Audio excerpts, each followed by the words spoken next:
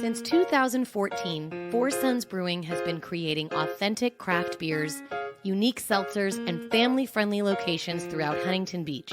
They are a pillar of our community, and we hope they become a staple in your home. Find them in Costco, Total Wine and Spirits, or online at foursonsbrewing.com, and by visiting one of their 3 locations. Make sure to tell them Ashley at What's Your Position sent you. Stay safe, stay kind, stay sexy, and cheers.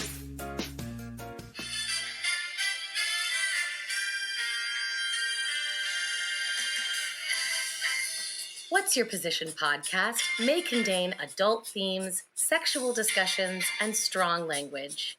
We want everyone to be educated, but we are intended for a mature audience. Listener discretion is advised. On today's episode, we talk to Cami Orange, who loves to collect boundary phrases. We're going to get into what boundaries are and how you can create them in your everyday life. Welcome, Cami. Thank you so much for being here. Thank you for being part of What's Your Position. How are you? I am so good. Thank you for inviting me, Ashley. Yes, absolutely. So I am so excited to have you on. So one of the things as a podcaster I absolutely love doing is seeing a story. I scroll Instagram before I go to bed. I'm not ashamed to admit it. Like, I lay here in my bed and have my screen on my face as I'm falling asleep. I don't care. And I tend to find very fascinating BuzzFeed articles. They're one of my favorite things to read. And I was scrolling back in like late November through Instagram, and all of a sudden this article popped up and it said, "What an odd thing to say. This 33-year-old collects boundary phrases, and I am studying them all in preparation for my next awkward moment." You were on BuzzFeed. Yes. How fucking cool is that? Like, first of all, did it blow your mind when they reached out to you?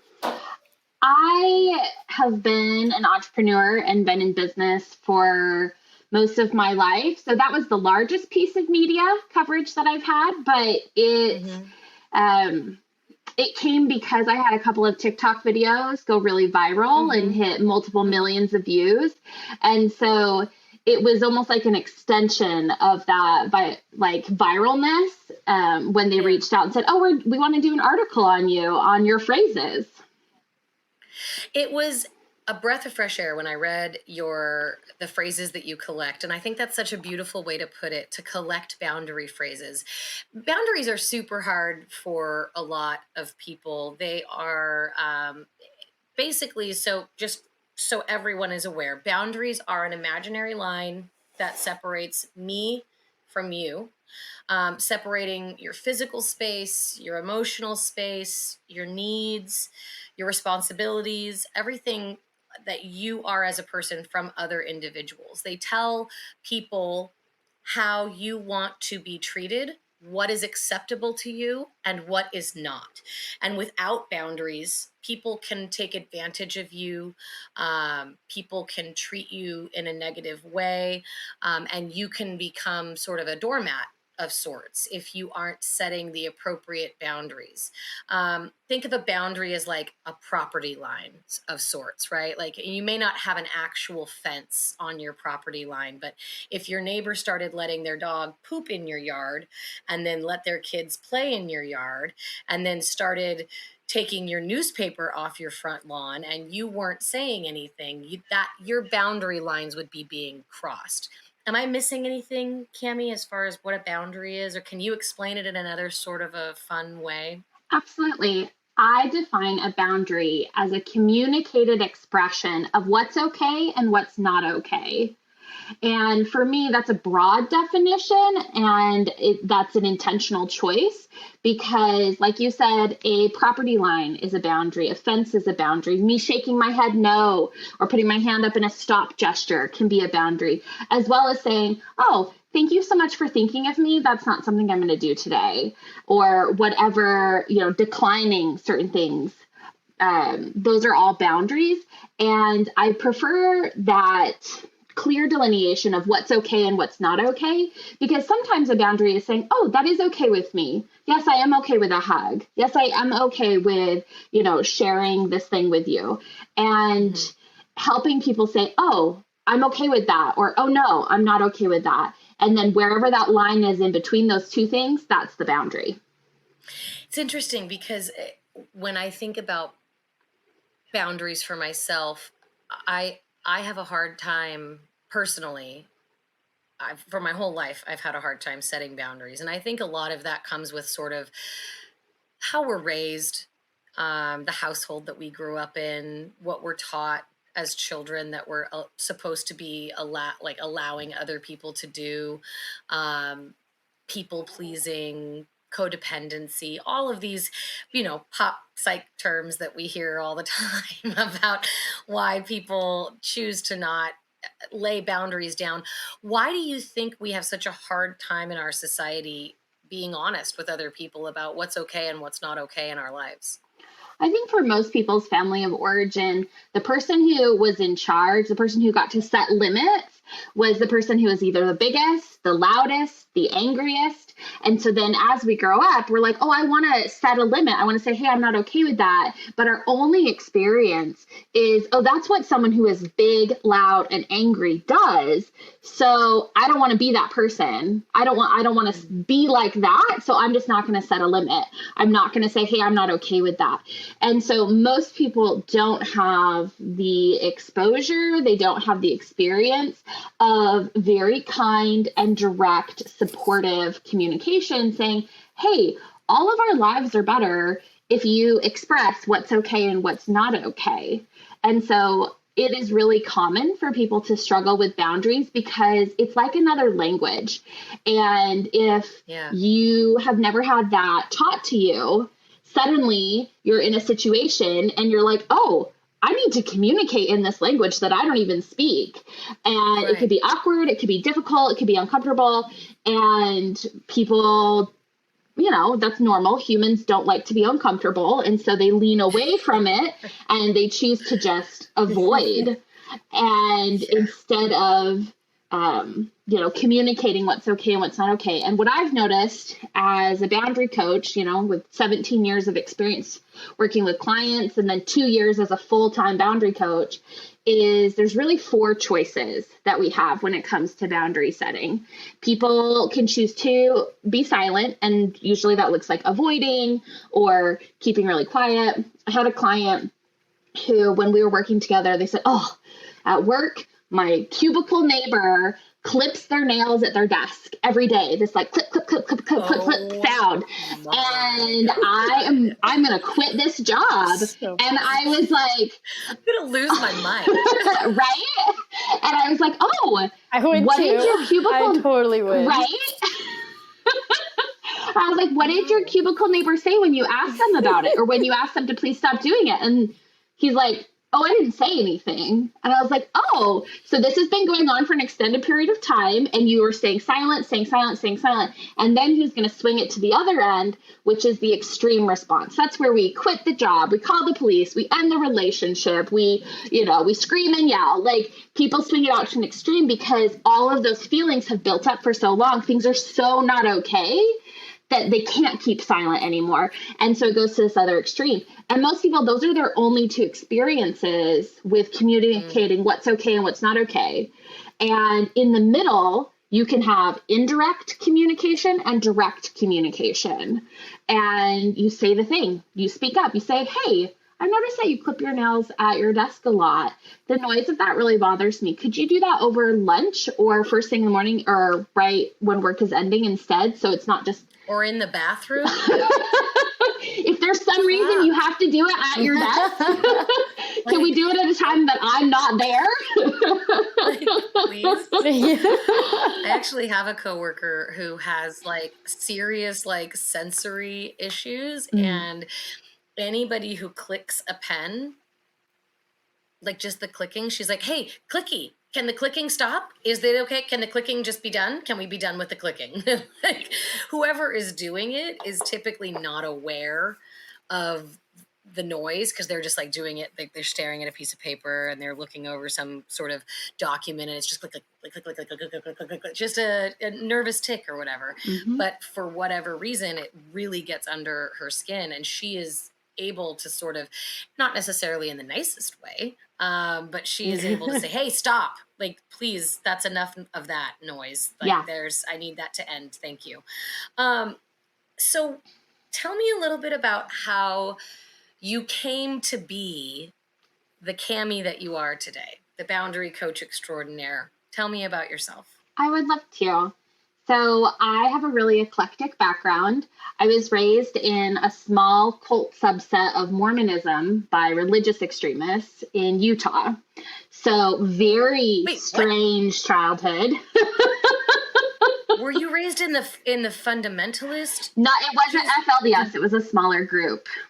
Okay. But like a very strange childhood. Did you watch the FLDS documentary on Keep Sweet and Keep Sweet and Obey? Is that what it is? Yeah. I watched the trailer of that and I was like, today is not the day I'm going to trigger all my childhood stuff. I chose out, but I did watch the trailer. A lot of my very fair friends and people who, have similar backgrounds or like, there was lots of discussion about that. So, wow. Yeah, it's a very, very specific childhood. And I left home at 17 and I became a full-time psychic medium. And did that for a couple of years. Oh, you went to the other side. Yes. You said no more of this.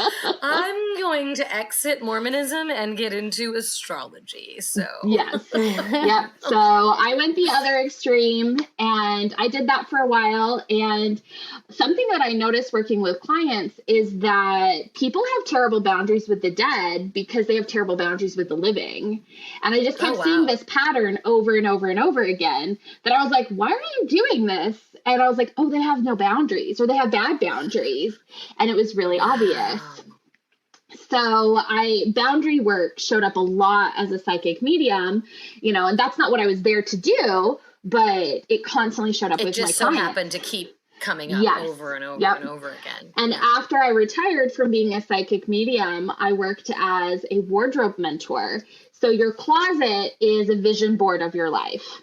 And so I'm an international keynote speaker and had clients in 10 countries helping them put together this vision board of their wardrobe.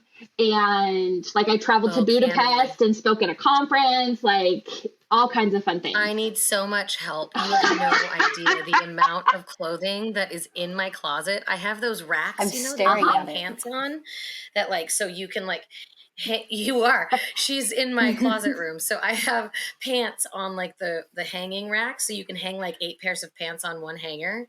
Yeah, I have 4 of those. Mm-hmm. And I have dresses. I have to put like 5 dresses on one hanger because I have too many to hang by themselves. I can't stop. Like, and I have clothes. Such a problem. I love them. I love them. It's like so they're bad. my favorite. Me too. But I have such a problem. It's bad. So but bad. You're right. When you say that, clothing is a vision board for your life, and I feel chaotic. So, like, maybe I should just get rid of all my clothes and be naked all the time. I think yeah. Ooh, Ashley, I'll do that with you. Yay! Cami, join us. I've already solved that issue. That's not an approach I have to take. Okay. You're like, I'm good, man. Welcome.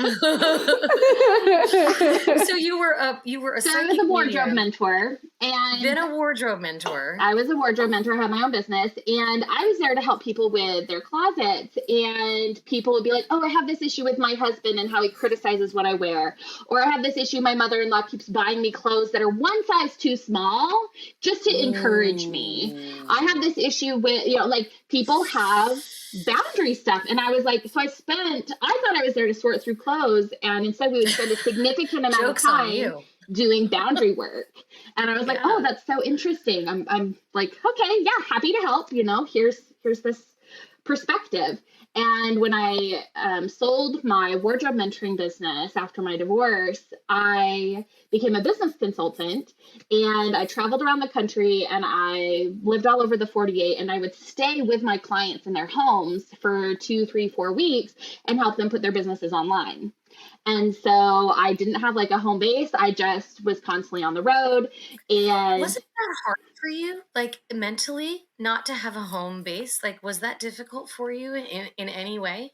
I grew up with a lot of moving. We moved 25 times by the time I was 17.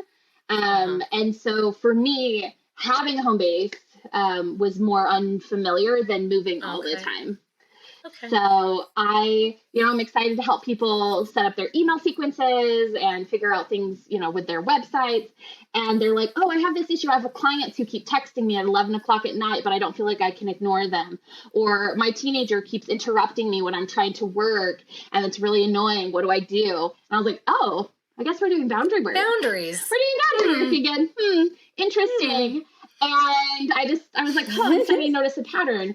And one of my business consulting clients, we were chatting one day, and I was like, oh, you have this spiritual gift of connection, but you're only using it like 40%. Maybe that's something you could increase. Because to me, I grew up with those. Like, people have intuitive abilities. Like, that's very normal in my background. Yeah. And she was like, hold up, what? I have a what? What is this? Like, tell me more. And I was like, oh no, like I can write it down for you. So I wrote her like a little list of like all of her top gifts, because I just know what they are and I can see them. And it morphed into a whole business very rapidly. Wow. And so I retired as a business consultant and became a spiritual teacher, and did that for a couple of years. And I certified and trained 23 coaches in the spiritual modalities I created. Spiritual gifts, your entourage, which are like your angels, animals, ancestors, higher beings, people that walk around with you, all that kind of stuff. And so, right, all of that, very like, and I have a very practical approach to it. Yeah, it's just a thing. But out of all of that, oh my gosh, people have terrible boundaries. They're like, can I book a session with you? And you like do energy work on my husband, even though he doesn't believe in it and he doesn't want you to at all. And I was like, no, that's not how that works. Like, no. Oh my God. And so I started teaching boundary workshops to my students, because I was like, y'all need this. Like, you need help. And out of all of the hundreds y'all need boundaries. Yes. Out of the hundreds and hundreds of hours of content I created, it was the boundary content that was the most popular. It was the most shared. And I was like, oh, this is a thing. And so I retired as a spiritual teacher at the end of 2019, when I realized that I was trying to like work through my own childhood trauma by like saving other people spiritually. And I was like, oh, I'm not doing that anymore. So I closed down my business. I sold my coaching certification to one of my students, and I took all of 2020 off, laid in the backyard, just kind of like did a lot of gardening, did a lot of thinking. And I thought back all over my life, and I was like, okay, psychic medium, people have terrible boundaries. Wardrobe mentor, people have terrible boundaries. Business consultant, terrible boundaries. Spiritual teacher, terrible boundaries.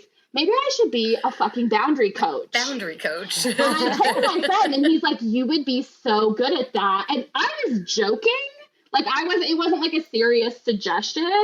But he's like, no, but like for real. And so I really started thinking about it. So at the beginning of 2021, I opened up my business as a boundary coach, and here we are 2 years later.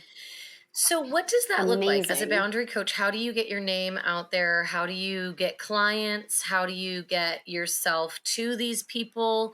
Let's start with logistics, right? And then I'll ask some other questions. So how do people know what you do, and how do you offer your services to people?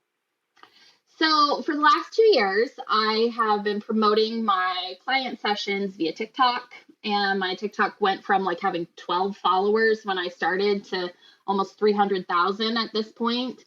So It's been a successful journey, and I have a lot of word of mouth referrals. And so it's been really great. At the end of this last year, New Year's is a big like turning moment for me. It's a big holiday as a pagan, winter solstice, Yule. And so I have a book. And it's very big for boundaries too, because the boundaries and resolutions, I feel like, go hand in hand. Yeah. So I feel like at this point, working one-on-one is not a fit for me anymore. And so I closed down my one-on-one sessions at the end of this last year. And now I'm focusing on my online courses and content, my one-to-many. I have a book coming out, I have a podcast coming out. Like I have lots of bigger content because I realize there's so many people who need boundary help, more than I could ever help one-on-one. Do you feel like you'll do conferences or like retreats or anything like that? Or do you feel like it's more broad than that? As an autistic person, I don't particularly enjoy those. I can do them, but it's not really fun. Mm-hmm. And so I would be happy to show up at someone else's conference and speak, but I have put on several conferences in my life and like been in charge of having 200 people show up to see speakers and all the things. And it's just a lot of work that I don't particularly enjoy. So I like creating content specifically when it comes to boundaries. I've noticed people need to review it often multiple times. And so putting that content in a format like a TikTok video, like a YouTube video, like a book, like a podcast that they can go access back and hear over and over. Mm-hmm. Because as fun as in-person events are, they get home, they get in front of their, mother-in-law that they were so determined they were going to set a boundary, and then they don't. And it's something that takes practice. Setting boundaries is absolutely a practice for sure. Like it's not an easy thing to do until you've done it enough times that it becomes, like you said, like a second language. Mm-hmm. Like your ability to speak Spanish, your first semester in Spanish is going to be rocky and going to be difficult, and you're not going to conjugate properly. And so you have to practice. You need to use the language and exercise that muscle in order to make sure that it stays fresh and that you continue to be able to flex that language over and over again. When you do, like, I know you said that you've already closed your one-on-one, but tell me a little bit, like, if you were going to meet with a person one-on-one to help them work on their boundaries, what does a session like that look like? Yeah. So I have started over this last year, when people want to work one-on-one with me, I've realized values are really the backbone of boundary setting. People always say, what boundaries should I set here? What should I do? And I'm like, well, it depends on what you value. I know what I value. Good question. I value safety. I value compassion. I value generosity. So when I'm setting a boundary, my questions are, what helps me and everybody else involved to be safe? What is the most compassionate way to handle this? What is the most generous approach to take? And then that's what I do. Versus my sister, who is a marriage and family therapist, her primary value is connection. So her question is always, what boundary do I set that preserves connection? And often we come to very different conclusions in what, you give us both the same scenario, we might come up with a different response. And it doesn't mean my boundaries are good or hers are bad or vice versa. They're both boundaries, but it just depends on what you value. So when I work with clients, that's always where I start, is what do you value? What is the end goal? What are you trying to get out of this? Like the person we mentioned, his cubicle mate clips their nails at their desk. What is the goal here? Like, what would you like to have happen? What is the ideal scenario? And then let's set boundaries from there. Yeah. I value silence at my desk, or I value cleanliness, or I value peace while I'm working. Yeah. Like, I value someone not clipping their nails while I'm working. Candy, I have a question. Let's talk about a little bit. Oh yeah, Lily, go right ahead. Sorry. Cammy, what do you say about parents and their children and setting boundaries on, especially even daughters saying, you don't have to hug your uncle, or sons, you don't have to hug your grandma and give her a kiss. Like, what do you do any work with like parents and children in setting those kinds of boundaries? I would say 90% of my followers are parents. It's really common for people who didn't have good boundaries in their own families of origin, and now they've grown up and they have children and they're like, oh, I don't know how to do this. I don't know how to teach this, that they want to do it differently, and they go out seeking that support. Often people are not motivated to seek support for themselves if they come from a background where their needs were not valued or acknowledged, but they will go to the ends of the earth for their kids. And so they show up in my space being like, okay, I want to be better with boundaries for my kids. And I'm like, awesome. We got to start with you. I don't work with children. I work with adults. And so I believe in the specific scenario you gave that the person with the body is the boss. And I've been saying that since I was a psychic medium. Like, the person with the body is the boss. The corporeal person is more important than the incorporeal. Like, person with the body is the boss. And that applies to the dead. That applies to your uncle who wants to hug you and you don't want one. Like, the person with the body is the boss. And so, yes, I do a lot of work around that of you do not have to touch people that you don't want to touch. Like, my desire to not be touched is more important than someone else's desire to touch me. And people are like, the way you phrase that makes it sound so awkward. Yes, that is a deliberate, intentional choice. Like, and that is, you know, if they're being pushy, be like, Uncle Bob, your desire to touch my child is not more important than my child's desire to not be touched. Like, I'm not trying to touch her. I just want to hug her. Okay. Your desire to touch my child is not more important than her desire to not be touched right now. Like, we are going to make this as awkward as we need to make the point, and I'm okay with that. Yeah, it's excellent.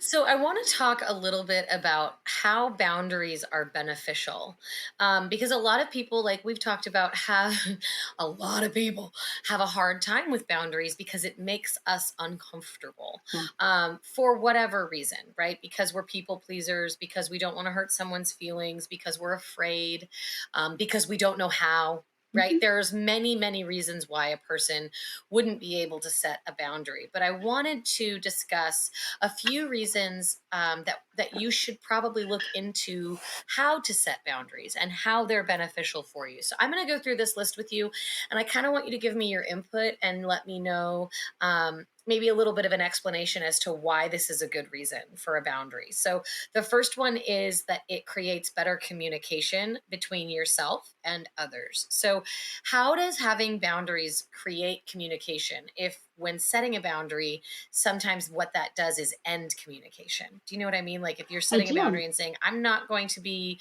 your friend if you continue to use drugs. And now you've ended that friendship and communication because that person chooses not to stop using drugs. So how does it improve communication? So there's the 4 choices with boundary setting, and people start with silence. The other end is extreme. In the middle is indirect communication.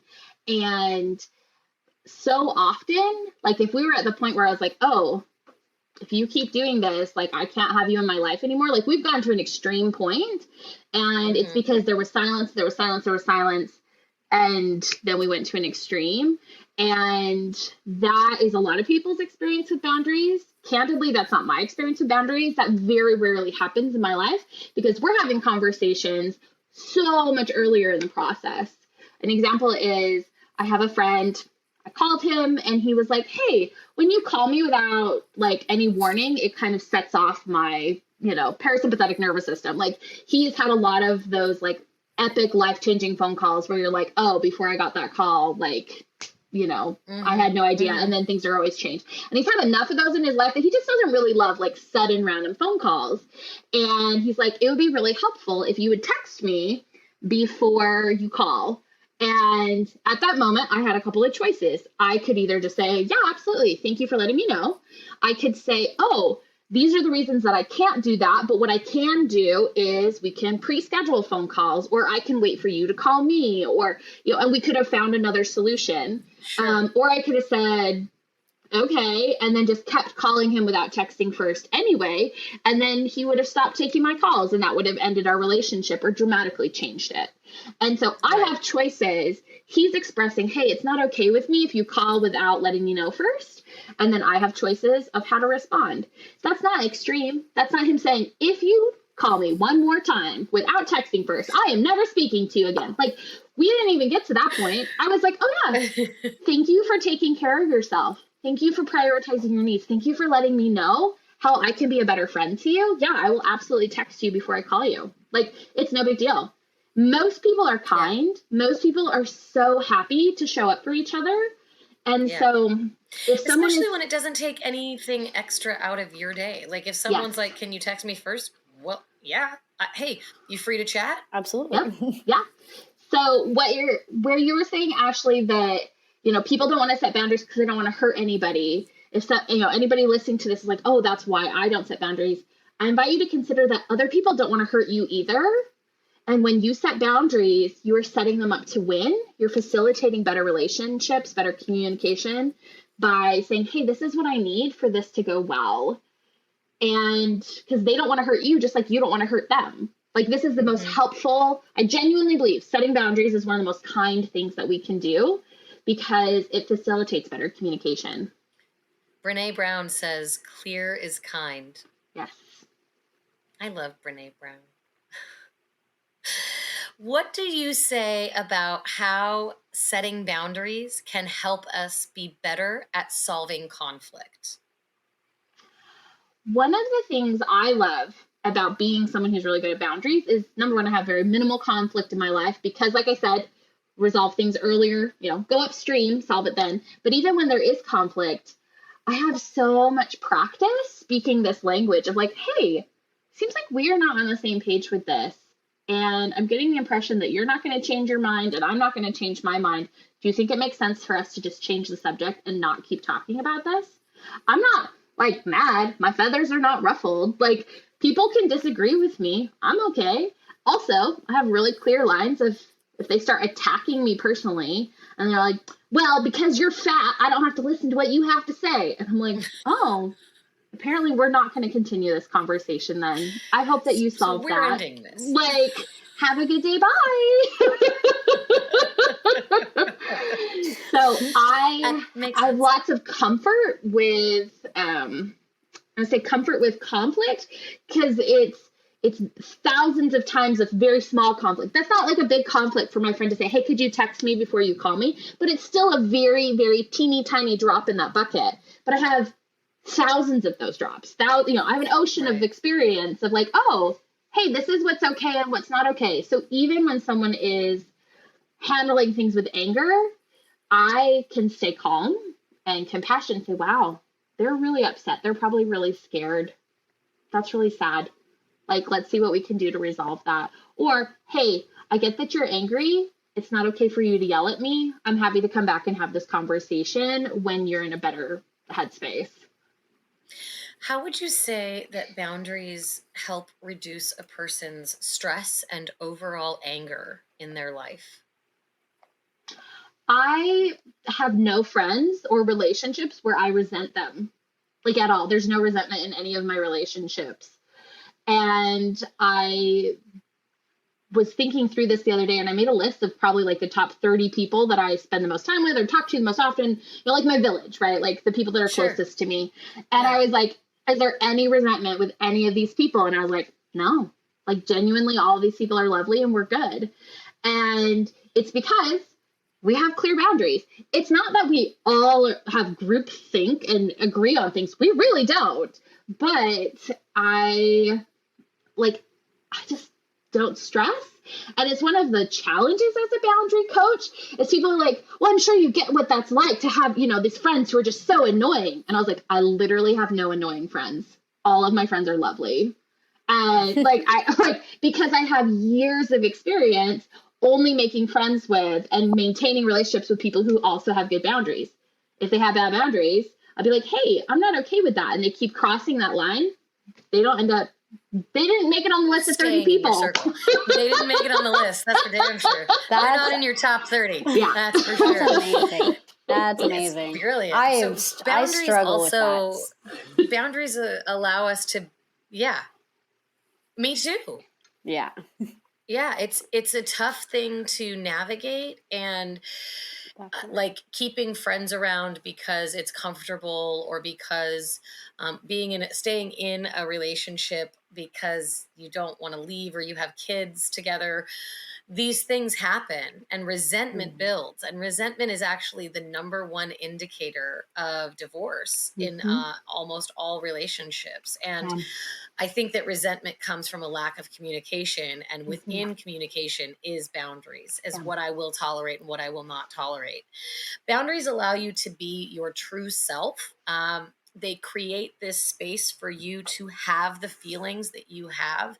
They allow you to be within who you are and say to yourself, yeah, I want to be a people pleaser. I want everyone to be happy, but I'm also not going to tolerate disrespect or abuse, or even at a very minimum, I don't know, drinking in my house. Like, this is something, these are my boundaries, and I want to be a people pleaser. But if this is who I am as a person, if I'm going to be who I truly am and embody my true self, we need to make sure that we're being honest with our friends. And boundaries, to me, equal honesty. When you set boundaries, you are showing your husband, your girlfriend, your mother, your friends, your grandmother, you're showing people that you can be honest about what you need. You can be honest about what you deserve, and you can be honest about how you're going to show up in a relationship. Cami, do you think that by setting boundaries, people will then be able to adhere to more boundaries? Like, do you feel like if you become more capable of saying what you want, you start to be able to understand what other people want? Does that make sense? Yeah. What I'm hearing you say is, does my experience saying, hey, this is what's okay and not okay with me, translate to understanding when other people are saying, hey, this is what's okay and not okay with them? And a good example would be within the disability community that people require accommodations, and that's super normal. And so within like the corporate world, sometimes there's competing accommodations. And that means one person needs this thing, one person needs this thing, and like there's a clash. And when we have good boundaries, we can just say, hey, let's problem solve. It's you and I together against the problem. We're going to figure this out. But when you don't have boundaries, it's you and I against each other and we're fighting. And the easiest example with boundary setting is I found is it really is just like, oh, I want to accommodate other people. I think people who, especially the people who are people pleasers or they don't want to upset people, that is such a generous approach. Like, what a kind and loving feeling that you care about people so much you don't want to ever upset them. I love that. Right. I love that so much. Also, you get to include yourself in the pool of who's being upset of everyone, and your needs also matter. And so, yes, I have a lot of practice being like, oh, hey, is this what you need? Is this what you don't need? You know, like if I'm like, hey, are you a hugger? Like, I'm going to ask people before I hug them the first time, because I know I do not always want to be hugged by people. I love hugs by people that are on like a safe list, but that does not apply to everyone. And so I will ask, hey, is this something that you need? Hey, is this okay? Like, you know, may I text you about this topic? Like, that's kind of a sensitive thing. Like, are you in a good headspace for that? And so, yes, I think it's easier to accommodate others when I have practice being really clear about my own needs and accommodations. So a couple reasons that people don't set boundaries. Fear is pretty much the number one reason that I have researched. So it's scary to ask people for things. It's scary to advocate for yourself. It's scary to ask questions like, what happens if I set this boundary? What if they get upset by this boundary? What if I offend them by doing this boundary? By asking these questions, we can really kind of navigate through what our fears really are. And ambivalence too. People find that you're not necessarily 100% certain that your boundary is valid, or maybe that your boundary is actually going to solve the problem at hand. what do you think about fear and ambivalence when it comes to setting, and how that can sort of be a blockade to people learning how to set boundaries? When you're saying, oh, people don't set boundaries because of fear or ambivalence, what I'm hearing is lack of experience. Mm. They just don't know. Like, they don't know that it Mm-hmm. is so much better on the other side. Like, yeah, Mm-hmm. it's a little awkward the first couple of times. You're like, hey, I would really appreciate it. And it would mean a lot to me if you would, fill in the blank XYZ. Or, oh, I'm not in the headspace to talk about that subject right now. One of the ones that I shared on Instagram was like, oh, I don't discuss weight loss while I'm eating. Like, that's just not a topic. I do not, like, we do not, I just don't. Like, and if that's what they want to talk about, that's cool. I will excuse myself from the table. Like, that's fine. Yeah. If you want the pleasure of my company, we're not talking about this. We can talk about literally millions of other subjects. And it's not about putting other people out by saying, we're not talking about this at the dinner table. It's, I don't want to talk about weight loss while I'm eating. Okay, there's my boundary. I've laid that out for you. If the conversation continues, do you then give them another opportunity and say, I really don't want to talk? Or do you say, okay, well, since the conversation seems to be continuing, I'm going to excuse myself? How Probably would you the go second about one. that? Yeah, I would just excuse myself.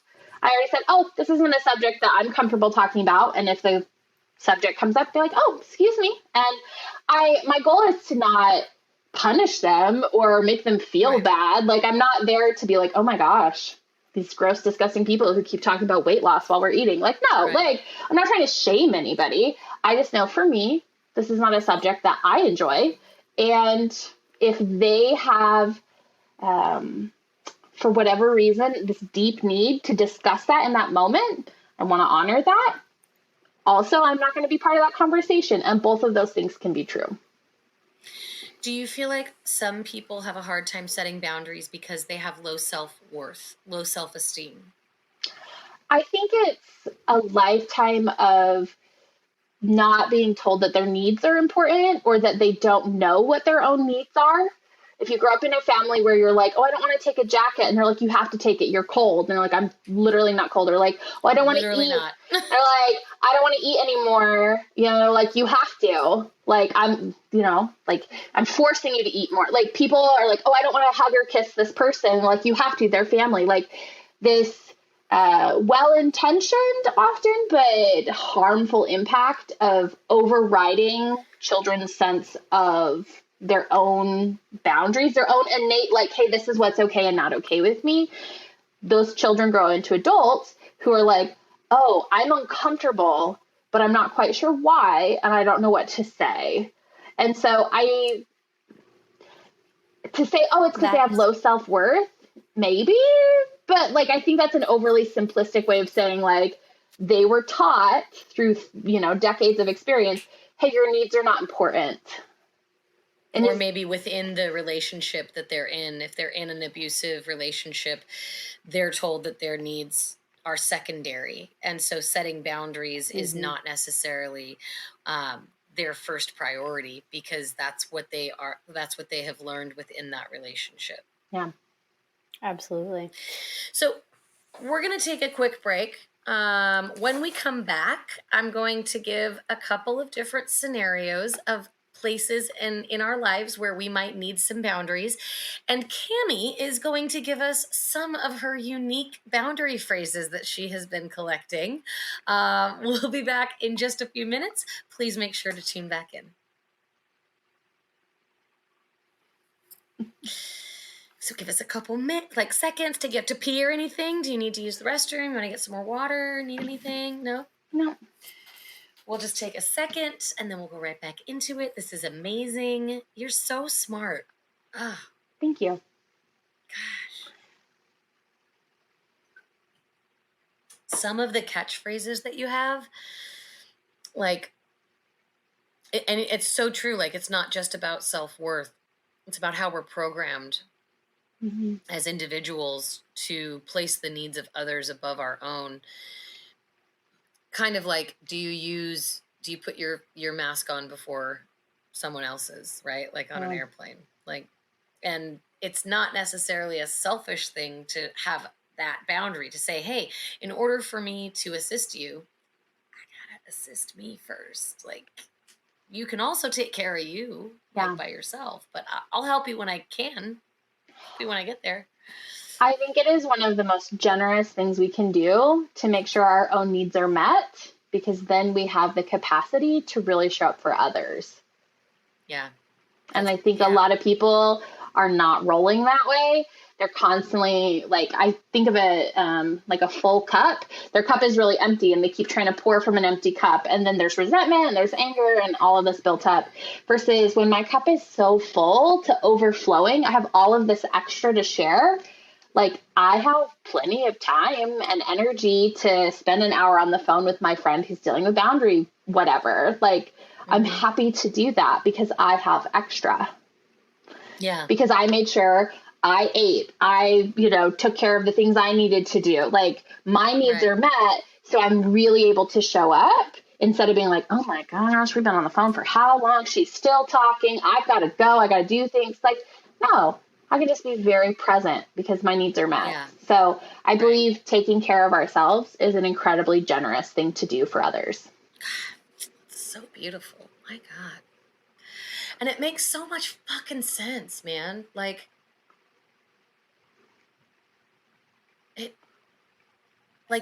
it really makes sense. And to think about, like, the amount of people pleasing people do and the amount of, like, avoidance, like, that's my go-to, right? When someone crosses a boundary for me, I just ignore it. Like, all right, you want to do that? Go right ahead. What am I going to do? What am I going to do? Right? You want to do that? That's your prerogative. And then it gets to a point where I'm like, okay, I can't take this anymore. And I'm just going to have to not talk to you ever again. Yeah. Like, and that's so sad because there could have been some points throughout where I could have said, hey, this means a lot to me if you were to do this instead. And it's just that fear, this, like, what if they take it wrong? What if they think I'm selfish? What if they don't like the boundary I set? What if my boundaries are dumb? Like, what if what if this isn't the right boundary? Like, what if I'm overreacting? Yeah. Almost. Like, yeah, that makes sense. If I'm being a drama queen.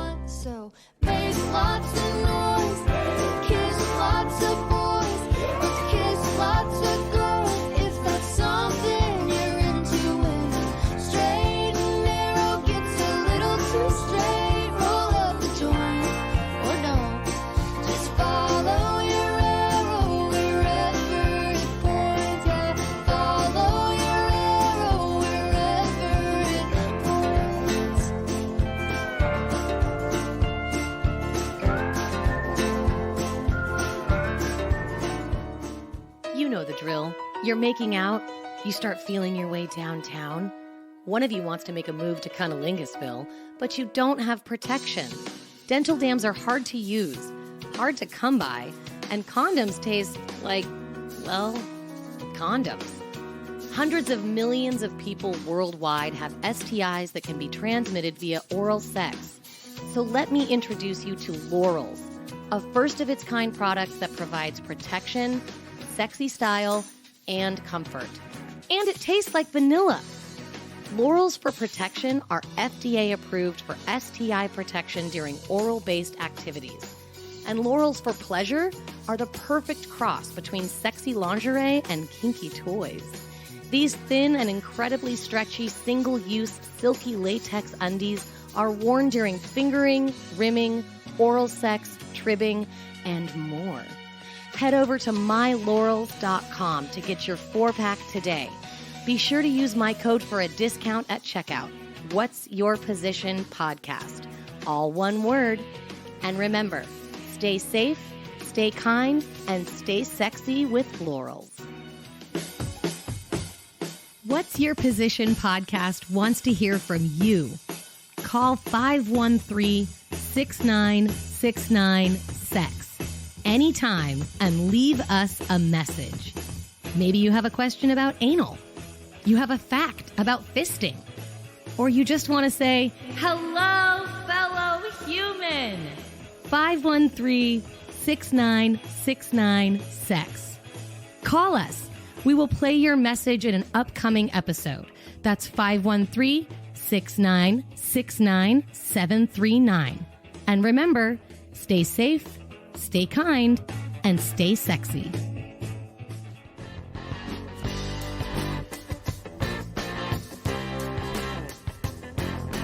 Freedom, keep walking, keep on your toes and don't stop talking about freedom.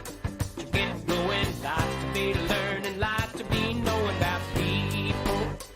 Gotta reach them, sit them right down, then you gotta teach them about freedom. You gotta win it, gotta put yourself smack dab in it. Hey, tomorrow,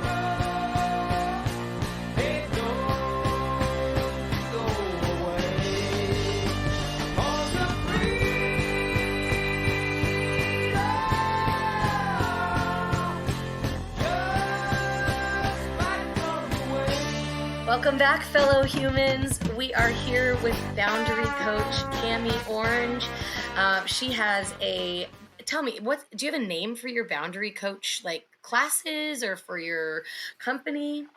My boundary phrase flashcards. Is that what you're asking? Or No, just Oh. do you have a name for like the company in general? I'm Cami Orange LLC. I'm a boundary coach.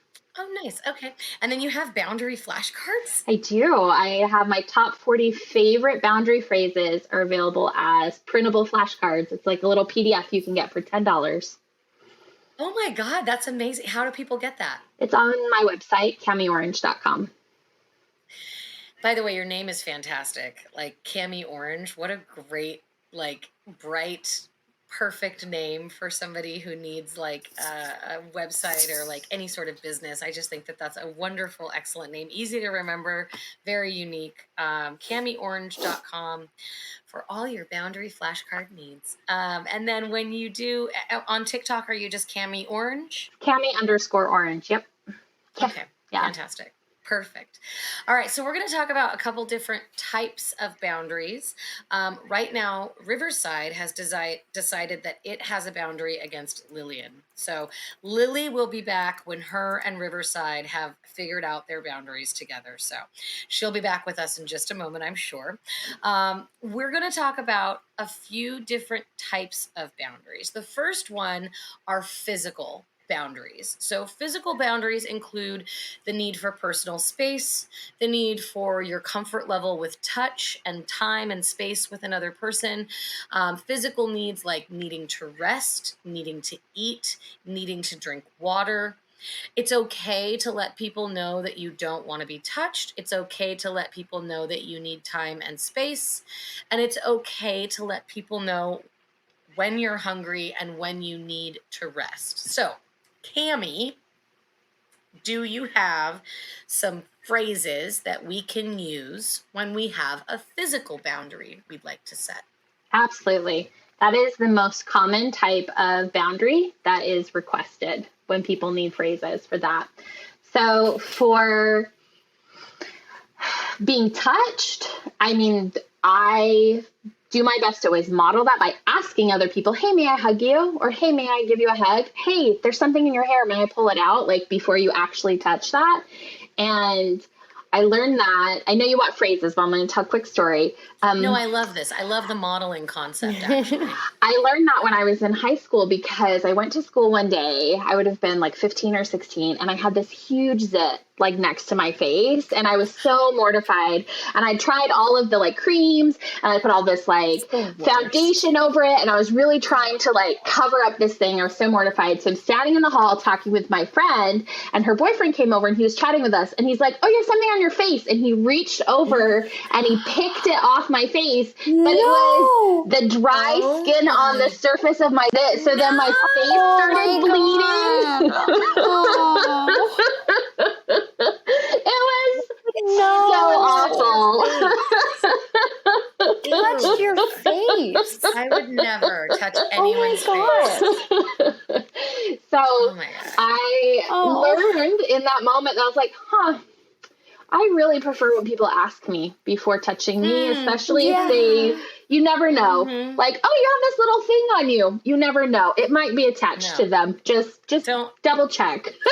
Some people, like, I've done that to my husband where I've been like, baby, come here. You have a hair and it's attached. He's done it to me. You have a hair. And I'm like, ow.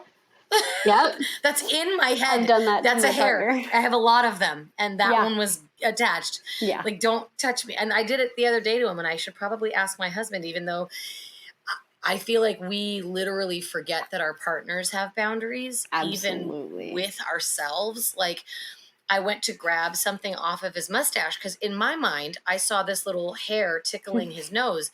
I could see his nose like doing the like he could feel it, and I was like, I can see it. Like, I got this. I'm gonna save the day. Like, let me grab that hair real quick. And he I reached for it, and he jerked backwards, and I was like, oh, I'm so sorry. Like, I can see. I felt really bad. So I kind of retreated into my shell. Like, fuck, I crossed a boundary and I made him upset. And I was just trying to be helpful, but I was like, I can see a hair, babe. Can I get it for you? And he was like, oh yeah. And so I pulled it out and he was like, oh, that's what was bothering me. And I was like, yeah. My bad. I should have said something. That's my fault. So what does a healthy boundary sound like, Cammie? So in that circumstance, you could do exactly what you did, where you said, hey, I see a little hair on you. May I pick that off? And if you went to lean in and grab something without asking first, you could say, hey, I would appreciate it if you would ask me before picking things out of my nose or my mustache or whatever, wherever he thought you were going with that. And I like soft language. The first time that we express things, the way I think of it is you're setting other people up to win. And so you can do this with kindness. You can do this with grace. Say, hey, I would really appreciate it if you would ask me before hugging me. I need a nap in the afternoons. I would appreciate it if you see my door closed, that you don't just come in without knocking first, or whatever it is. You can just ask gently. And most of the time, most reasonable people will be like, oh, thank you so much for letting me know. And then that's it. Problem resolved. It can be so gentle.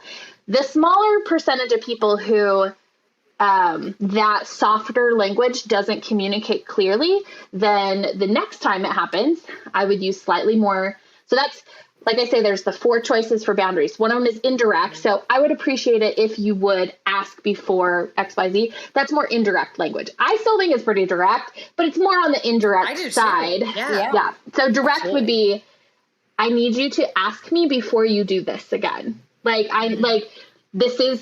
Let me be exquisitely clear. And the way I think of that is if this person was an alien and they didn't understand anything about our language and culture, and I was like, okay, let me be exquisitely clear with you. You need to ask permission before barging into my room. You never know what you're going to find. This is a request. And it's okay if they've pushed that. If I use language I will need to start locking my door, or I will need to take my key back so you can't just come over, or we will have to change certain things if this is not something you're able to do. And it's not a punishment. It's not oh my gosh. Or a threat. It's not a threat. Yeah. It's It's an escalation of, I was indirect with my request of, I take a nap at 2 p.m. I would appreciate it if you didn't come over during that time. Yeah. And then they kept coming over, and you had to say, I'm napping. I need my rest. Please do not come in my house when I am napping. Yes. To, I'm going to have to remove my key from your key ring because it is clear that I have not been clear enough. Yeah. Like, I'm going to have to take my key away because I take a nap at 2:00 and I'll murder you if you come through my door. Like, Yeah. that's the end of that. Emotional boundaries. Okay, so emotional boundaries are about respecting energy, respecting feelings. Setting emotional boundaries really means recognizing the amount of emotional bandwidth you personally have and are capable of taking on from other people. So the energy that you have to expel into the world and the energy that you're capable of taking back on from the other, right?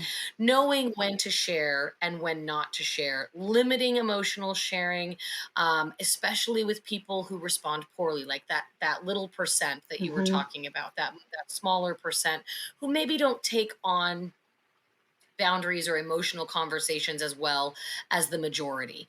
And then respecting emotional boundaries means validating the feelings of that person. So when you accept the boundaries of someone's emotional needs, you're actually telling them that their feelings matter, that their emotions matter, and how they feel in any given day, in any given space, and you're present, you're safe with them.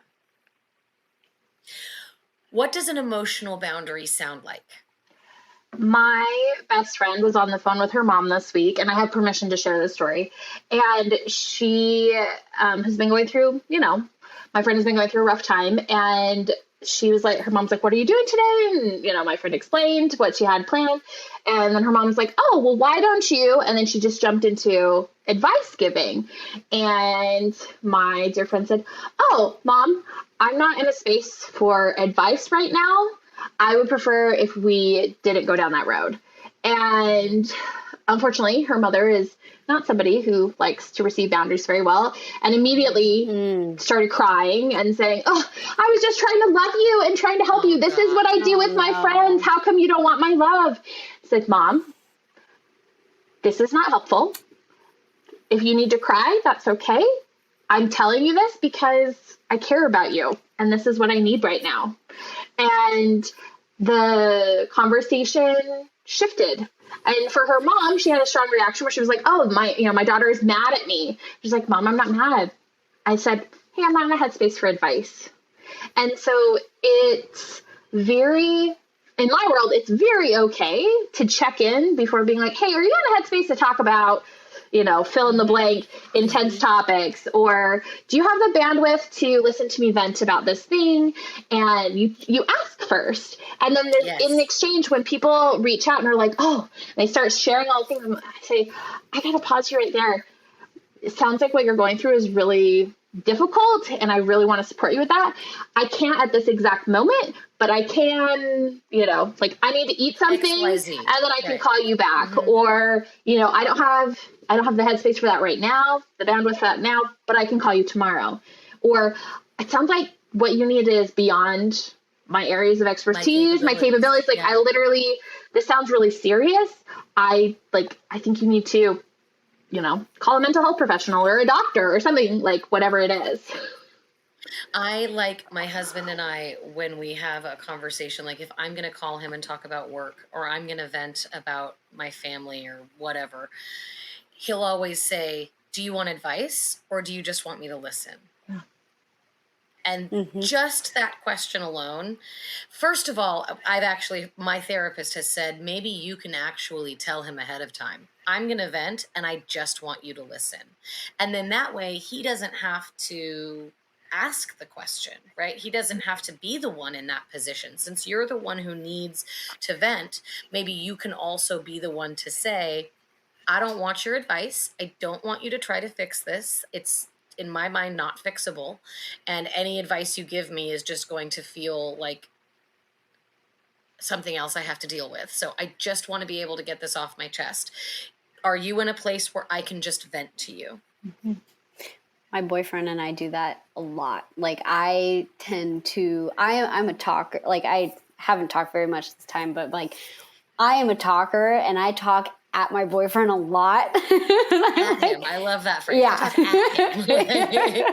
And I rant about, and I go on tangents about certain things. And he's a problem solver. So his favorite thing to do is just be like, well, you could do X, Y, and Z. And I'm like, but no, that's not what I want right now. Right. So I've struggled like through our relationship trying to set that boundary and say, I'm looking for advice in this moment, or I'm just looking to rant. So like that is something that he and I have been trying to work on, or really mostly like me trying to say that, or even just him asking. Cause like there are certain moments where I'm like, I didn't want you to tell me what the right answer was.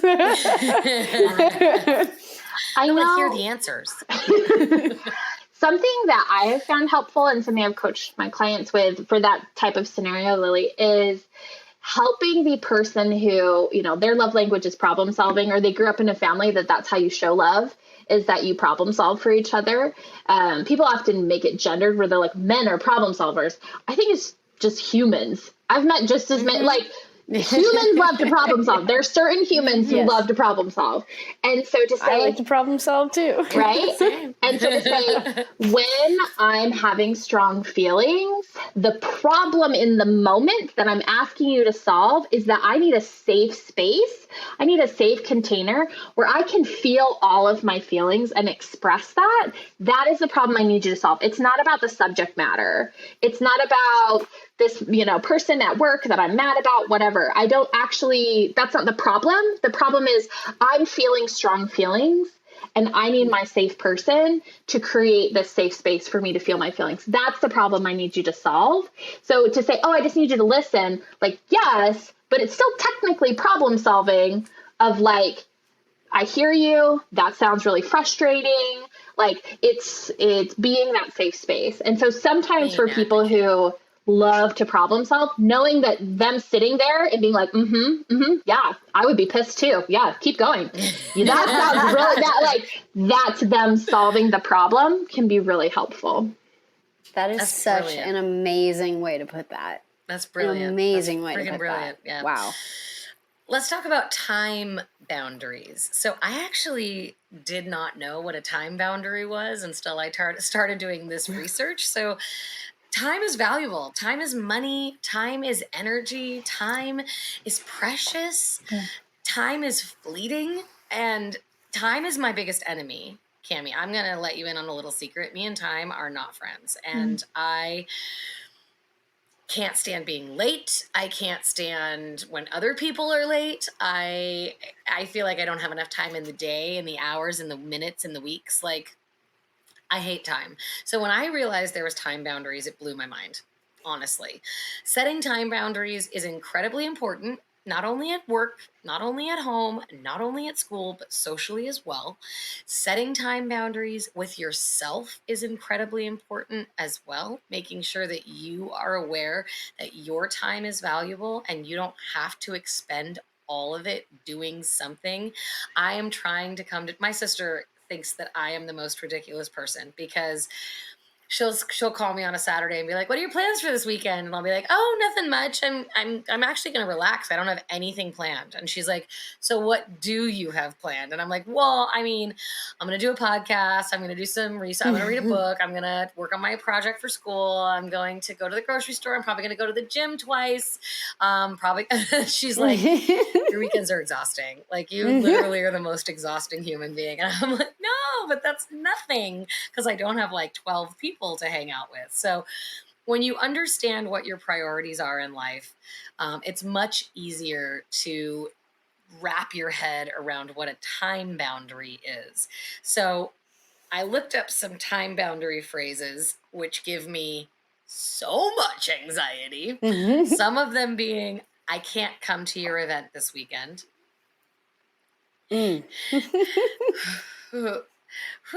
I can only stay for an hour. That one hurts less than not going at all. So I feel like that's a good compromise for me. Mm-hmm. Do you have time to chat today? I feel like that's a really beautiful thing that I would give to somebody, like, hey, do you have time to talk to me today? Or can I call you and talk to you about this thing today?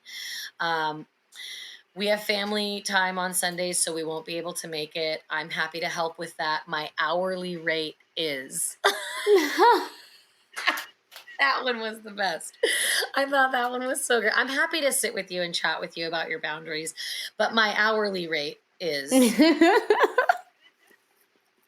Right? Yeah. What are some time boundary phrases or time boundary examples you can give to us? I think it's, may I say something a little coachy about what you just said, Ashley? Coach the fuck out of me, Cammie. Let's go. Earlier we had spoken about how, I used to be a wardrobe mentor, and you mentioned your closet and your approach to your clothes. And I believe that, how we do anything is how we do everything, because we bring ourselves wherever we go. And so your same approach to your closet is the same approach to your schedule. Like, you love to overfill. Like, you're like, oh, I have 5 dresses on this hanger. I have 4 things scheduled for 7 p.m. on Friday. Like, you have this beautiful love of life, and you don't want to miss out on any of it. And so you want to say yes to everything. And something that I've noticed in life is that our weaknesses are often our strengths at too high of a volume. So instead of saying, oh, Ashley, the way you do your schedule is wrong, or the way you do your closet is wrong, I invite you to think about how much you love life, how much you want to embrace every moment of everything. You want all of the beautiful dresses. You want all of the fun things at 7 p.m. on Friday. Like, you want all of it. And that when you turn any music up too loud, it just becomes noise. And so if you really honor that aspect of yourself, this is my coaching and my thoughts for you. If you honor that aspect of yourself, that you are a lover of life and you are so fiercely passionate about it, you will see a shift in how you fill your time, because the challenge you're having, or fill your closet or wherever else you're filling things. I would be shocked if there weren't multiple aspects of your life where you are overfilling. I have 3 jobs. I might have 3 jobs. It's fine. It's fine. So if you honor this aspect of yourself and say, yes, this is who I am as a person, I want to fully experience things, I think this shift will move from I need to experience everything to experiencing this thing completely. Because you're like, oh, instead of going to this, and it's also okay if you don't do that. You're like, oh, I do. I'll stop at this party for 15 minutes, this party for 15 minutes, this party for 15 minutes, and this party for 15 minutes. If that is how you choose to do it, that's okay. But it's honoring that and saying, yes, this is my value. This is what is my priority. I want a little bit of it all. Or most people, they like, oh, I'm going to go to this one party and like really enjoy the full thing. Like, I'm going to taste all of it, smell all the smells, like embrace all of it. And it's okay that you're like this. I don't think it's a bad thing, but I think that you have an opportunity to honor that this is what matters to you. Yeah. And so the time boundaries I would suggest would be things like, I would love to be there. Thank you so much for thinking of me. My schedule is very full right now, and so I can't confirm a strong yes. If you need a firm yes, I'm going to have to just say no. Don't count on me. But if you're okay with a maybe, I will show up if that works out. And use language that allows you to embrace things the way that you want. And some people are good with that. They're like, yeah, if you can make it, stop by. And other people are like, nope, either you're coming or you're not coming. This maybiness doesn't work for me. And that's their time boundaries, and that's okay. So I use a lot of language like, hey, are you available for X, Y, and Z topic, or, talk about this thing? And I have a lot of disabled and chronically ill friends. I'm autistic. Like, I have limited bandwidth. Like, I only have space for the most important things. And so time is a non-renewable resource. And so I only invest it in the things that matter the very most to me. That makes a lot of sense, and you hit the nail directly on the head. I love to do all of the things. I was a golden retriever in a past life. I want to catch all the balls. I want to get all the pets. I want to sniff all the butts. I want to wag all the tails. Like, I literally want to do, I've told people time and time again, find me a vampire so I can live forever, because I have so much shit I have to do. Like, I'm ready to do all of the things. But there are days where I sit back and go, I can't, I can't even do a thing. I can't even make an English muffin because I've done all of the things. And now I'm just stuck in this like hanger of fear of what to do next, of like, I have so many things to do. I don't know where to start. Yeah. And it happens way more than I would like to care to admit, because I like to be organized and I like to say yes. I typically don't say no. It's not really a word in my vocabulary. I've only recently adopted it, and I only pull it out when I really mean it. Yeah.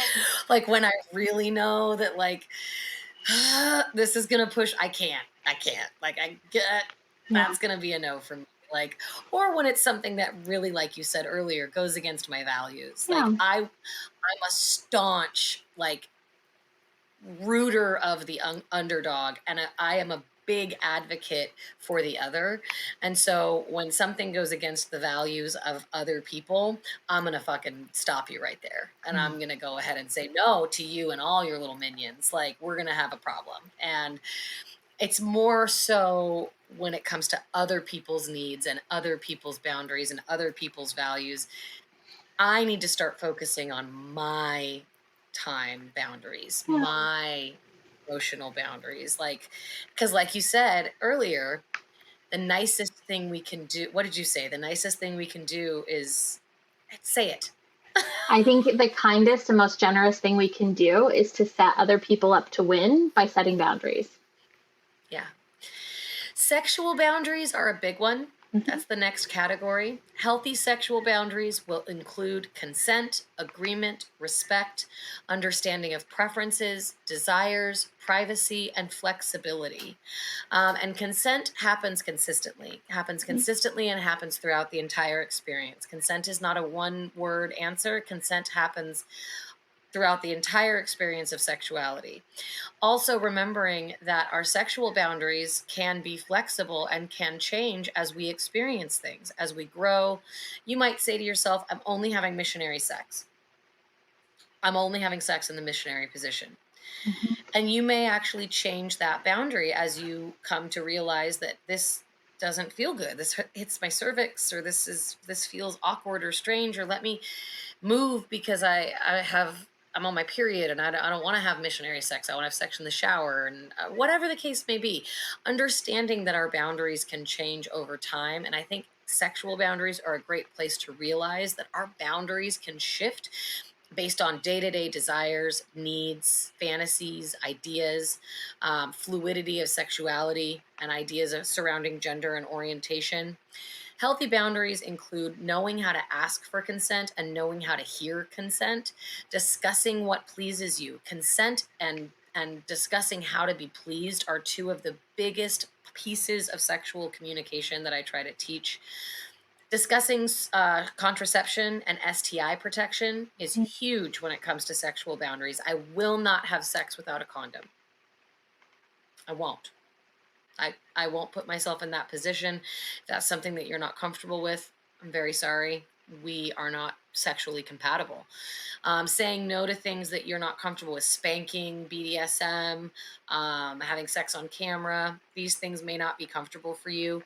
And protecting the privacy of the other person. I would appreciate it if you didn't tell people that we were having sex. I would appreciate it if you didn't post pictures of us in bed.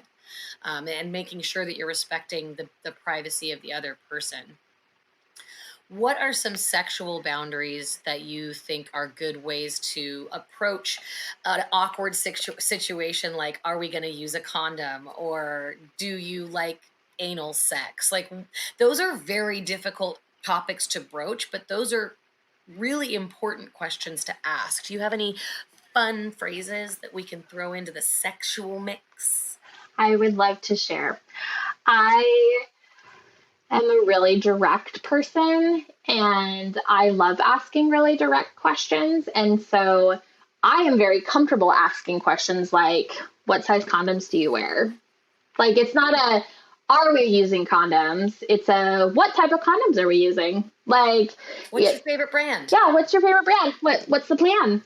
And, you know, like, oh, when was the last time you got tested for STIs? What did you get tested for? And I am from Utah, where we have terrible sex ed. And the number of partners I've had who genuinely, they were not kidding, like genuinely didn't understand that, like, you have to wear a condom the whole time. Like not just at the ejaculation point, but like any genital to genital contact. And I had an experience with someone where we were in bed, things were getting heated. We had bought condoms. There was condoms sitting literally right there, and you were making out. And then he just like slid in, and I was like, hold up, time out, condom, like what? And he was like, yeah, we are going to use condoms. I was like, so what is your penis doing? Like, what are we doing? And like, he was surprised that I was surprised, and I was shocked that we were not on the same page. So we turned all the lights on, sat on even in the same book. Yeah, sat on the edge of the bed, and we had a little sex ed lesson, which kind of killed the mood, but I felt like that was important because I was like, oh, let's talk about pre-seminal fluid. And he's like, what? And I was like, no, like, there's sperm potential in pre-seminal fluid. You need to wear a condom for any genital to genital penetration. And he was like, what? Like, he had literally no idea. And he's like, I've never done that. And I was like, I'm amazed that you don't have more children out there because like, this is a thing. You probably do. Right? I was like, I'm a little concerned now. And he didn't know. And so I have learned to not assume that people know the same things that I know. And I do ask a lot of questions. And because my primary value is safety, I value my safety and their safety over the awkwardness of like asking really explicit questions. And people are like, wow, you really ask a lot of questions. Yes. Because I had sex with the dude who didn't know how condoms worked. Like, I had sex with the dude who, like, there's so much variety. Didn't know what pre-seminal fluid was. Yeah. Hello. Or I had a partner who I was like, oh, yeah. He's like, let's do anal. And then I was like, what are you doing? We're not going back and forth, like, touching back and forth. I got a infection, and we had a conversation. Yeah. That's UTI territory right there. He didn't know. Nobody had ever talked to him about this. Like, all kinds of things. And I'm like, so I just don't assume. And I ask lots of questions. And because I have a very, like, casual, curious approach, I just am very direct. Like, oh, let's talk about this. Like, oh, these are my preferences. You know, I prefer these types of things in bed. I prefer that. Like, and so for people who are not familiar with the BDSM community, I'm not saying you have to be in that community, but one of the things I think that they do well is people get really comfortable with saying, this is what's okay with me, this is what's not okay. Yep. You know, I'm not going to yuck someone's yum, but there are certain things that I'm like, yeah, golden showers, not my jam. It's fine if that's what you want. And it's okay to say that. And it's okay to say how you feel and ask for what you want. And so Absolutely. I love that. The phrasing is also, I think, you know, I'm sure you've talked about it. Maybe we'll talk about this again another day, Ashley, of like, you know, when people have the things that turn them on and the things that turn them off, in a lot of ways, that's like, what's okay, what's not okay. Like, those are boundaries. And so it's like, oh, it turns me on when you dress like the UPS man. It turns me off when you know what I mean? Like, when you slap my ass without asking. Yes, right. Like this. Yeah. And so to have a positive sexual experience, like, that's why I show up for that. Like, I want to have a really good time. And so I want to have all the boundary conversations first so we can just play. We can just play and have a good time. And they shift too. People think like, oh, if I say that I don't like doggy style in the beginning, I can never like it again. And it's like, no, your boundaries and sexual time, energy, they can change on a daily basis. And if they do, let your partner know, hey, I think I'd like to try doggy style tonight. If you would go slow with me, that sounds interesting. And I'd like to go on that journey with you. Yeah. And, set a boundary. Yeah. I learned another boundary today when I was doing my research that I didn't know before. I knew it, but I didn't know it had a name. Intellectual boundaries. Mm-hmm. This is one that was crossed frequently when I was growing up, belittling, diminishing value and worth of knowledge. And I didn't realize how much it had affected me as a person until I got my master's degree and was like, okay, I did something great, and this is a big deal. And intellectual boundaries refer to your thoughts, your ideas, the respect of other people's intellect and their thoughts and ideas. They can be violated when your curiosity is shut down, when you've been dismissed or belittled over things that you think or believe. Respect and willingness to have dialogue and to understand one another are important. Healthy intellectual boundaries also mean considering whether or not it might be a good time to discuss a sensitive topic, having different opinions on things. When, should we be discussing the presidency during Thanksgiving? Probably not. Or if you have an idea about something and someone goes, that's stupid. I've never heard a more stupid idea. Like, why would you even think something like that? Those are ways that we shut down our intellectual boundaries. So you don't have to be accepting of all people's thoughts and opinions in order to honor someone's intellectual boundaries. It's just important to understand that when someone shares something with you, not shutting them down or making them feel stupid or small is very, very important.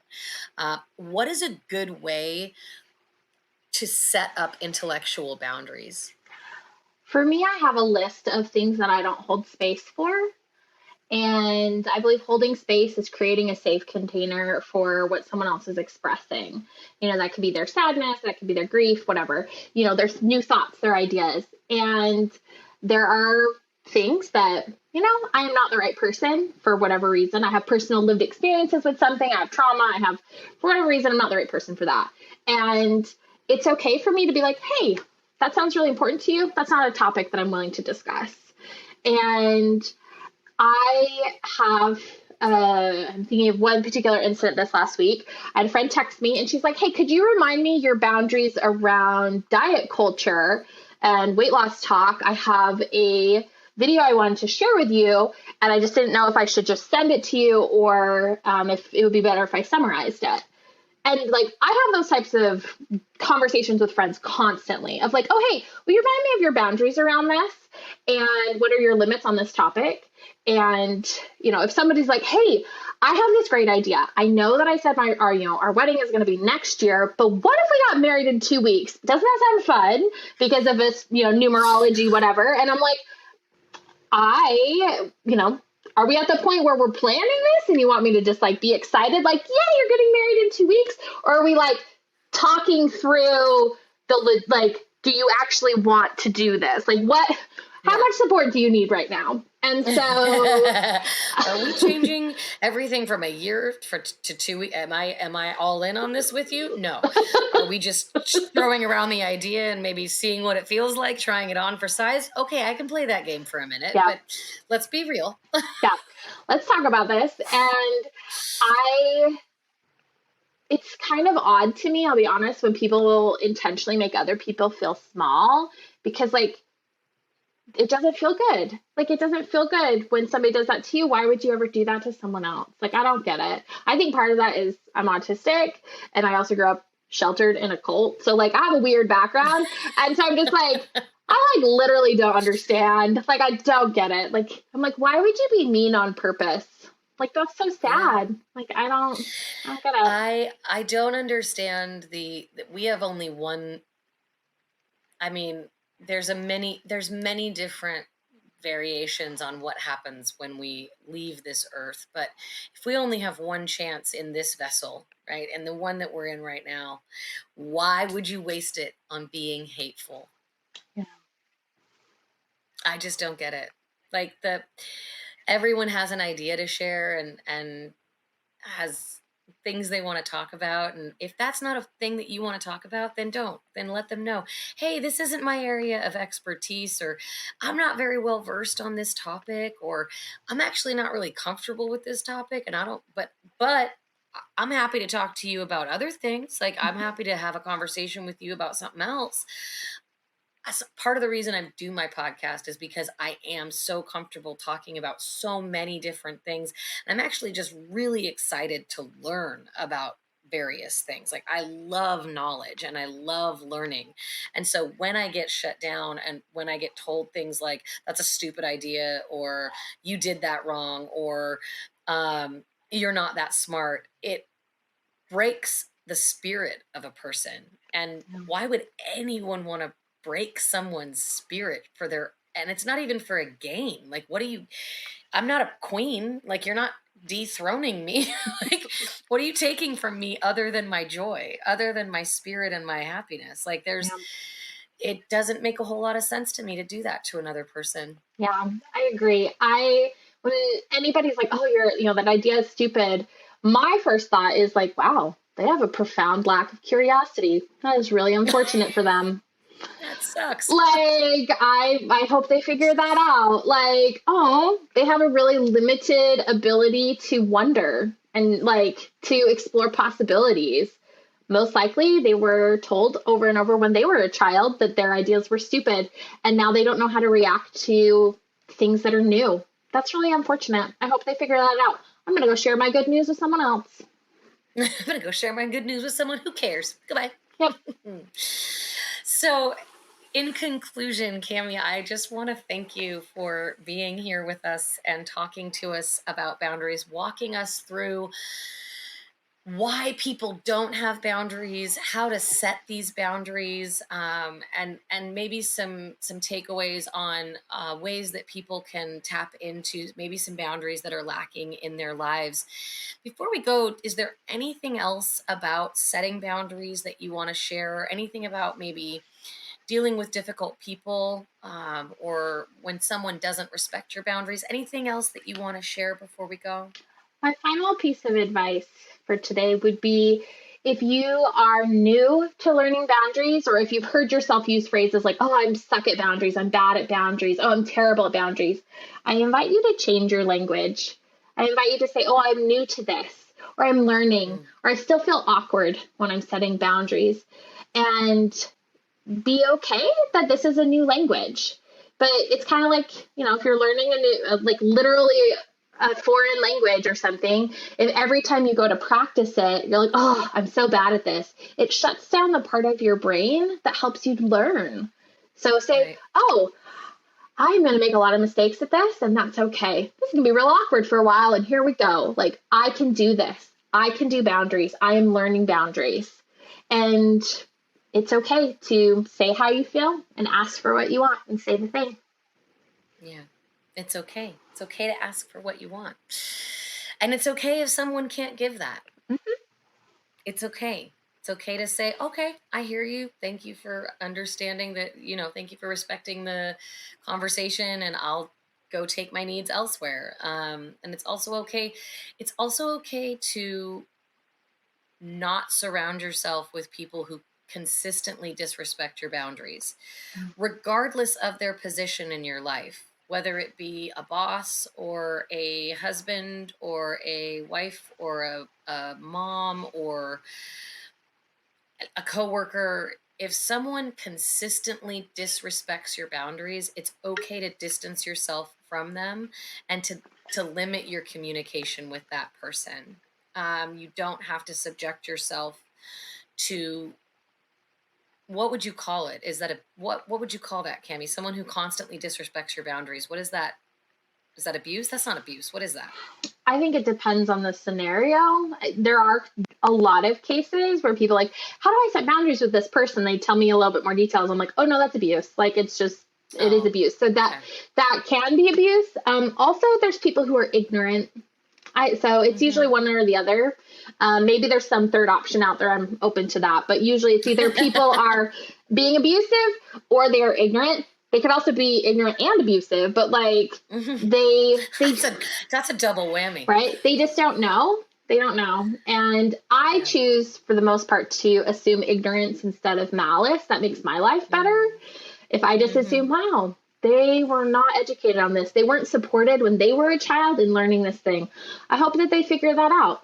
I am not the person to teach them. I'm going to create some space. I like little songs set to common tunes. I sing them to myself all the time. And one that I did for TikTok is to the tune of Row, Row Your Boat. And it's like, thank you for showing me who you really are, so I can change my boundaries from close to really far. Oh my God. That is so good. Holy shit. I'm going to use that so much. I love that. I love that. All right. On that note, Cami, is there anything you want to plug? You want to say your website one more time? CamiOrange.com, and it's KAMI.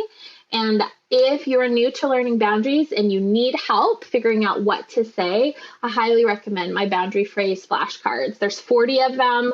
It's just $10, and it helps people develop that boundary vocabulary, helps you learn that language. And where can people follow you? I am on TikTok, Cami_orange, and I'm on Instagram, just Cami Orange.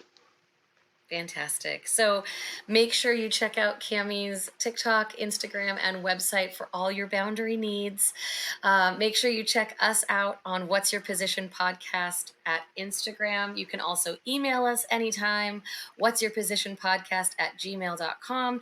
And you can call me at 513-6969-SEX. You can leave me a voicemail, ask me a question, tell me a story. I love when people call me. I haven't had very many people do it, so please be the first one.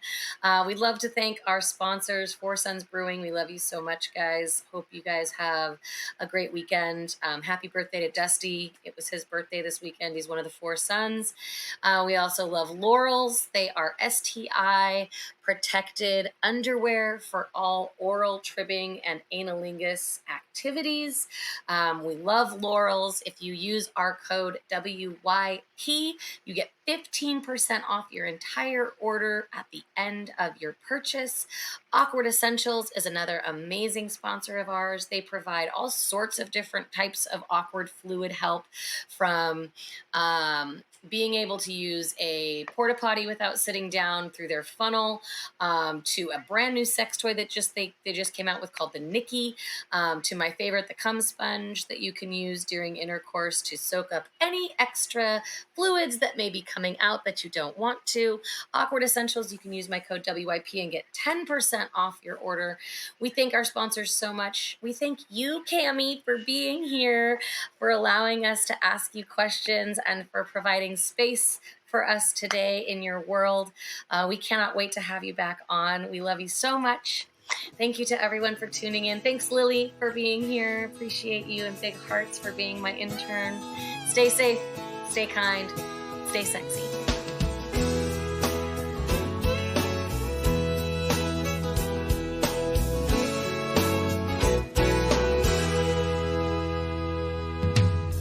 Who doesn't know what I'm talking about? Who's never left home? Who's never struck out to find a dream and a life of their own? A place in the clouds, a foundation of stone. Many precede and many will follow. A young girl's dreams no longer hollow. It takes the shape of a place out west, but what it holds for her, she hasn't yet guessed.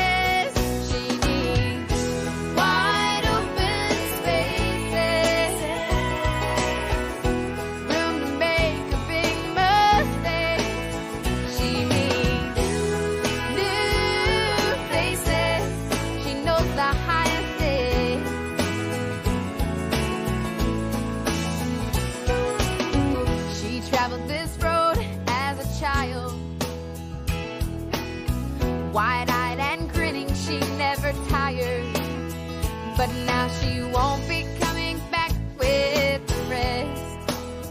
If these are life lessons, she'll take this test. She needs wide open spaces,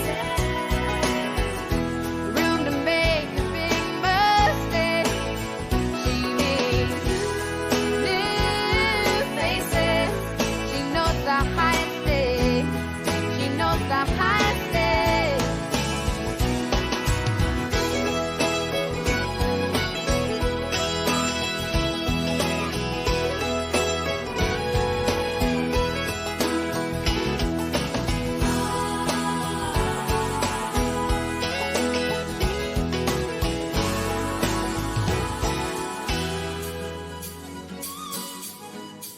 What's Your Position podcast represents the opinions of Ashley Weller and her guests. The content here should not be taken as medical advice and is intended for education and entertainment purposes only. Views and opinions expressed in the podcast are our own and do not represent that of our places of work. While we make every effort to ensure the information we are sharing is accurate, we welcome any comments, suggestions, or correction of error. Stay safe, stay kind, and stay sexy.